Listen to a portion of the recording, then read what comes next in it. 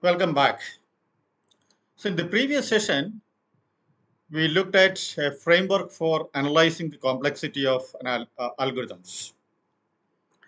When we talk about complexity of algorithms, primarily we are looking at time complexity and occasionally space complexity.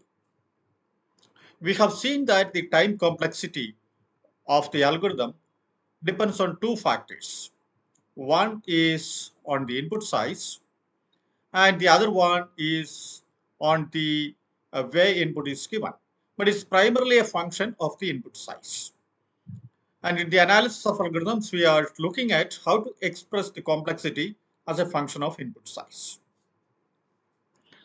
Now, since the algorithm complexity depends on the way input is given, sometimes we look at the best case complexity.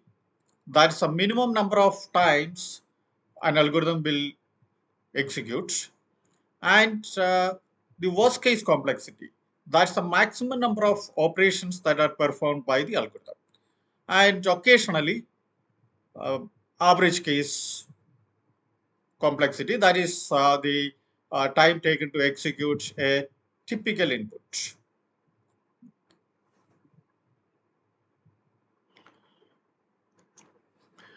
We also looked at two problems in the previous class. We did not look at the solution for them, but I presented these two problems. The first one is outlining an algorithm to find maximum of n numbers and obtain its time complexity. The second problem was to check whether all elements in a given array are distinct or not. Or in other words, we have to check whether the array has duplicate elements or not. So these were the two problems given to you, and I hope you have uh, solved this problem and did an analysis of the algorithm that you have developed.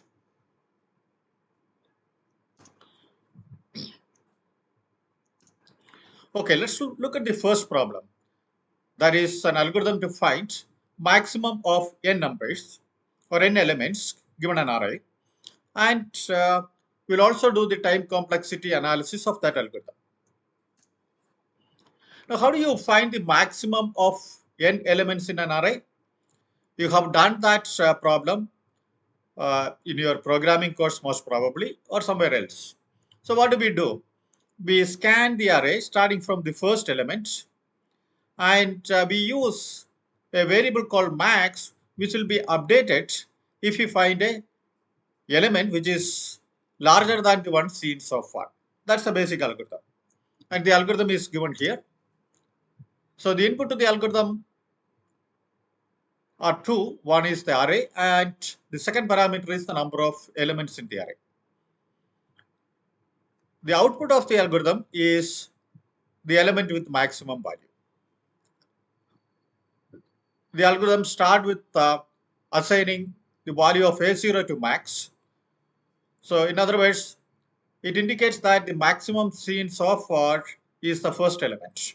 Now we start looking at the second element onwards using a for loop. In the for loop, we use an iterable variable I, which varies from 1 to n minus 1. So variable I is used to inspect the array element at index I. And if ai, the ith element is larger than max, we update the value of max with that value. And finally, uh, once the for loop is completed, we return the max value. Actually, the return max should be intended to execute after the for loop. That is executed after the for loop. Now let's do an analysis of this algorithm. Let's take the best case. Before I look at the best case, let's go through this algorithm and try to find out how many times each of these statements are executed. Look at the first statement, max equal to a0. That's executed exactly once. Now the for loop is executed n minus 1 times. The value of I varies from 1 to n minus 1. Hence, the for loop is executed n minus 1 times. And inside the for loop, we have an if condition. If ai is greater than max, and that condition also will be executed during each iteration of the for loop. Hence, if condition is also executed n minus 1 times. The next statement, max equal to ai, may or may not get executed depending on the if condition. What is the outcome of the condition in the if condition? Max equal to ai may or may not be executed. So in the worst case, max equal to ai will be executed n minus 1 times, because every time when you check ai greater than max, the condition is true, then max equal to ai will be executed. If the condition is always false, then max equal to ai will never get executed. So the max equal to ai statement will be executed uh, anywhere between 0 to n minus 1 times. And return max, which happens after the for loop, is executed once. So what is the best case scenario? The best case scenario is the minimum number of times the operations are executed, and that happens when the first element is the largest element. If the first element is the largest element in the array, then when you assign max equal to a0, max gets the largest value, and the condition ai greater than max will be always returning false because max is the largest element. The worst case scenario is when the array is already in the sorted order. You have the smallest number as the first element, so the max is updated in the specific array given. Max is first updated as 10, then you see 20, which is larger than the current max, so max is updated to 20. Then you see 40, which is larger than the current max. Again, the max gets updated. So the max equal to a will be executed n minus 1 times. So that's the worst case. And if you add up these numbers, the first one is 1, 1 plus the next for loop is n minus 1, and the if condition is n minus 1, and the last return max is 1. So the total number of times the statements excluding max equal to ai will get executed is 2n, and the max equal to ai may get executed between 0 and n minus 1. So hence the best case complexity, or in the best case, 2n basic operations will be executed, and the worst case 3n minus 1 basic operations will be executed. And if we ignore the constant factors and the lower order terms, we will get the best case complexity as big O of n. The worst case complexity also has big O of n, and obviously the average case complexity is also big O of n. Okay?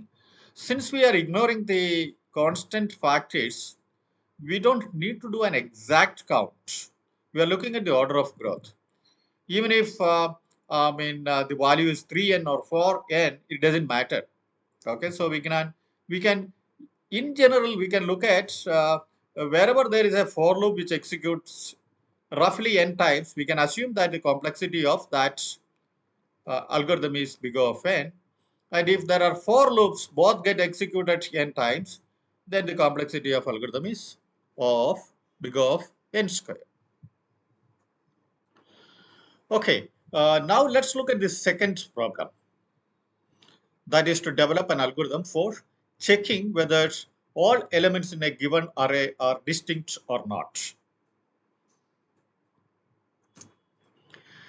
Now, as far as this algorithm is concerned, we will look at three different algorithms, each of which has a different time complexity. Let's first look at the naive algorithm or the brute force algorithm. So in the naive algorithm, what we do is we select the first element in the array and check whether that element is repeated. In order to do that, we have to scan the entire array. We take the first element, scan the rest of the array to see whether that element is appearing again or not. We repeat the same set of steps with the second element. We take the second element and check whether elements third onwards is a duplicate of the second element or not. We continue that until we reach the last element. So that's the basic naive algorithm. The algorithm is given here. Let's call that as a check duplicate 1. The input parameters are the array and the size, the number of elements in the array.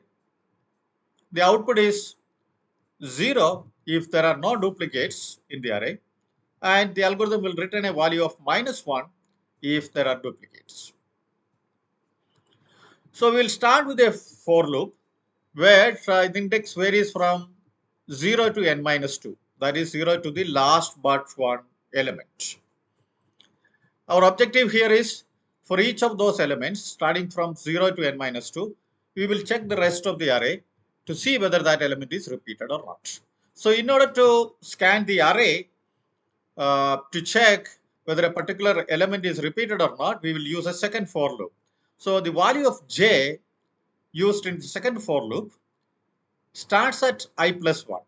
When we are checking whether I is repeated, we will check from the I plus 1 element onwards till the last of the array. So the value of j varies from I plus 1 to n minus 1.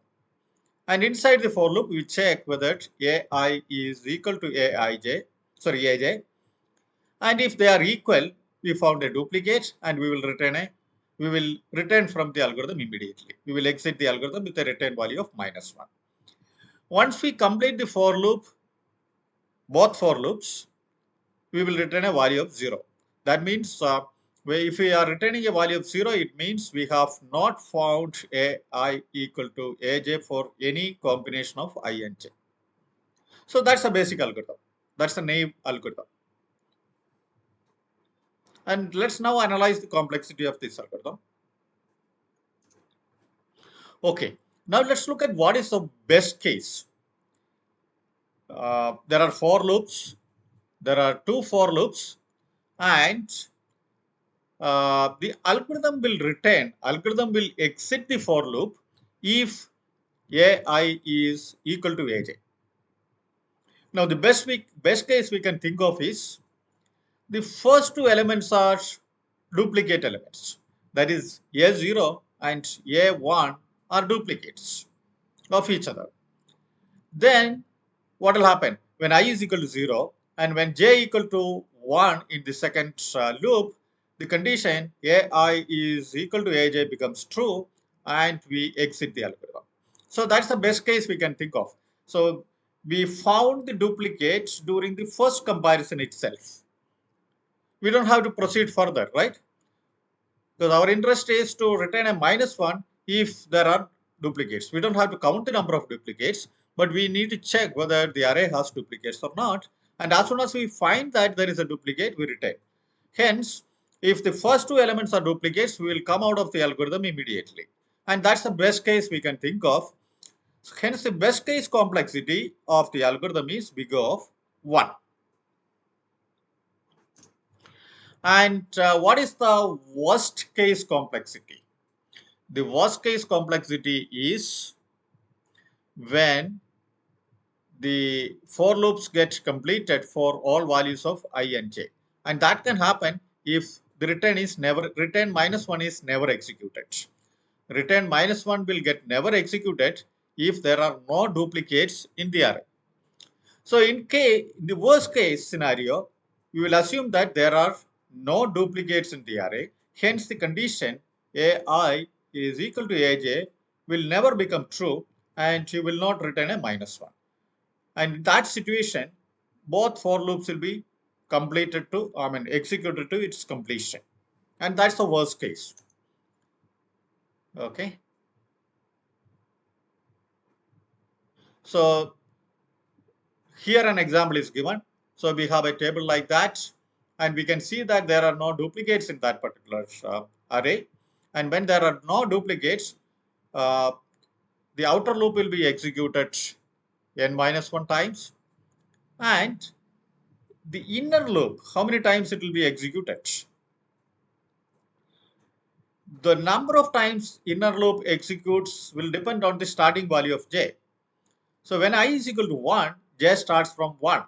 Hence, the inner loop will be executed n-1 times. When I is 1, j starts from 2, hence the inner loop will be executed n minus 2 times. When I is equal to 2, j will start from 3, hence the inner loop will be executed n minus 3 times. So the total number of times the if condition will get executed is n minus 1 plus n minus 2 plus n minus 3 plus etc. up to 1. And if you sum them, you will get this value n minus 1 multiplied by n divided by 2, which is rewritten here as half n squared minus half n. And if we ignore the multiplication factor of half, and if we ignore the lower order term of half n, we get the complexity as big O of n squared. So to summarize, the best case complexity of the naive algorithm is big O of 1, and the worst case complexity is big O of n squared. Okay, now let's look at the second algorithm for the same problem. The problem of checking whether all elements in a given array are distinct or not. What we will do first is we will first sort the array. What happens when we sort the array? When we sort the array, if there are duplicates, the duplicates will be occurring adjacent to each other. Because that's the meaning of sorting, right? If there are two numbers with same value, they will be appearing one after another. Hence, after sorting the array, we will check whether any of the adjacent pairs are duplicates or not. Okay, we need to check only the adjacent element for any element. We don't have to run the second for loop. For any value of ai, we need to check whether it is same as ai plus 1 or not. So that's what this algorithm is. The algorithm is written here. So we'll first sort the array. Let's say we have a sorting function which is called, we sort the array, and then for I starting from 0 to n minus 2, we will check whether ai is same as the next element or not. That is, ai is equal to ai plus 1. In that case, we will return minus 1. Okay. Otherwise, we will return 0. Is this algorithm better than the first one from a complexity point of view? Because we are doing an additional operation of sorting. Whereas in the naive algorithm, we did not have the sort. Now let's analyze the overall complexity of this algorithm. Okay. Now this algorithm has two parts. Let's split it into two parts. The first one is the sorting part, and the second part is checking whether the adjacent elements are same or not in this sorted array. Okay. So part one, sorting the array. Now the complexity of that part depends on the sorting algorithm that we use. Now, you are familiar with sorting algorithms like uh, selection sort, bubble sort, insertion sort, etc. And informally, you would have learned that their worst case complexity is n square. We will look at another algorithm called merge sort, which we will be studying later in this particular course, that has a better worst case complexity. Merge sort has best case and worst case complexity as big O of n log n. Okay, so hence the first part of this algorithm has a complexity of n log n, which is definitely better than n square asymptotically. Or n log n has a lower growth rate compared to n square. Now let's look at let's look at part two. Now part two, how many times part two will be executed? Again, there is a return minus one there. So if you return, that means you are exiting the for loop. And what is the condition which causes the uh, condition what is the condition that causes the for loop to be exited, or the complete algorithm to be exited? That happens when ai is equal to ai plus 1. Now let's take the scenario where uh, the lowest two numbers are the duplicates. The smallest two numbers in the array are duplicates. So in that case, the first element and the second element will be same. And this check will be true when we do the first check itself. Hence, the algorithm will be executed after a constant number of maybe a couple of checks. I mean, the for loop has the I value initialized, etc. So the number of operations in this case will be a constant number of operations, a few operations. Hence, the complexity of that part is big of 1 in the best case. And what is the worst case? The worst case is that array does not have any duplicates. So the condition if ai is equal to ai plus 1 will never become true. Hence, the return minus 1 will never get executed. And in that case, the for loop will get executed n minus 1 times. So the worst case complexity of the second part is big O of n. Now, what is the overall complexity of this algorithm? In the best case, the overall complexity of the algorithm is n log n plus 1, which we will approximate as n log n. So the best case complexity of the algorithm is n log n. What is the worst case complexity of the algorithm? The worst case complexity of the algorithm is n log n, that's the complexity of the sorting part, and plus n minus 1. Now n minus 1 is having a lower growth rate. Hence, the complexity of the algorithm, the total algorithm in the worst case is n log n. Now you can see that the complexity of the second algorithm is n log n in the best case and worst case. Now if you compare with the first algorithm had a best case complexity of O1 and the worst case complexity of On square. Whereas this algorithm has a best case complexity of n log n and the worst case complexity is also n log n. Now, which algorithm is better? Normally, we take an algorithm which has a better worst case complexity for our implementation, generally. Okay, of course, that depends on the probability of getting a best case scenario versus a probability of getting a worst case scenario. But in most cases, we will choose an algorithm that has a better worst case complexity as our preferred algorithm.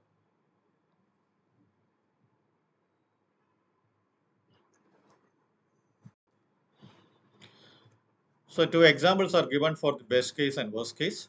So in the best case, after sorting, the first two elements are duplicates. That's the best case. And the worst case is when the array is not having any duplicates. Okay, let's now look at the third algorithm for the same problem, checking whether there are duplicates in an array or not. This algorithm makes certain assumptions, or this algorithm will work only under certain conditions. Now, what are those conditions? Now, let's assume that, or it's given that the elements in the array are integers, and the values of those elements are within a particular range. For example, let's say it's given that the values of all elements are between 0 and 100, like in the example given below. So we have an array of size 6, but the values are between 0 and 100. So under these conditions, we will be able to develop an algorithm which runs in linear time as far as time complexity is concerned. The algorithm is given here. In this algorithm, we will use an auxiliary array or an extra array called B. A is the given array where we want to check whether there are duplicate elements or not. B is the additional array that we create. Since the values are between 0 and 100 for all the elements in the array A, we will create an array of size 101 for B. We will initialize the array to 0, and then we will run a for loop to check each element in the original array. Now, The the for loop has I varying from 0 to n minus 1. Inside the loop, when we inspect the item, we will assign that value to a variable called index. And in the B array, we will check what is the value of the B array at that index. If it is 0, we assume that that element has not been seen earlier. If the element is not seen earlier, we will increment the value of that index position or increment the value at that index position by 1. If B index is not 0, we know that that element has been seen earlier since the array has been initialized to 0. The only way you will increment the index is when you see an element of that value in original array A. So that's the basic algorithm. Now let's take this example and see how the algorithm works. The first element in the array is 90. When you see 90, we check the value of B90 and check whether it's 0 or not. If it is 0, we make it 1. The next element is 10 in the original array. So we make B10 1. The third element is 20. We make B20 1. The fourth element is 40 and we make B41. The fifth element is 20 and when we check the current value of B20, we see that it's 1. That indicates that 20 has been seen earlier and we know that now there are duplicates in the array and we return with a value of -1. So that's the basic algorithm. Now let's do an analysis of this algorithm. So what is the worst case complexity of this algorithm and what is the best case complexity of this algorithm? Let's first look at the best case complexity. The best case complexity happens when the for loop is exited with a value of -1 as early as possible. And when will the algorithm return with a value of -1 at the earliest? So if the first two elements are duplicates, what will happen? Let's say the first two elements are 10. Then the algorithm will first take the first element 10, check B10. B10 is currently 0, so it will increment it by 1. So B10 now becomes 1. And then the next element is taken. The next element is also 10. We check the value of B10. B10 is currently 1. Hence, we come out of the for loop with a return value of -1. We exit the program. So that's the best case we can think of. The best case of the algorithm is when the first two elements are duplicates. That's the case where the least number of operations are performed by the algorithm. Hence, the best case complexity of the algorithm is bigger of 1 since we are ignoring the constant number of operations. We may have to do, the for loop is executed twice. Hence, in each for loop execution, we may do 2 operations. So the total number of operations will be approximately 4 or 5. And that is approximated to bigger of 1. Now, what is the worst case complexity? The worst case complexity is when the array does not have any duplicates. If the array does not have any duplicates, the B index will never exceed 1. And whenever we check a new element, the B index for that position would have been 0 because we have not seen that element earlier. In that situation, when the elements in the array are unique, the for loop will be executed n-1 times. And that's the worst case behavior of this algorithm. That's a situation where the algorithm executes n-1 times. Hence, the worst case complexity of the algorithm is bigger of n.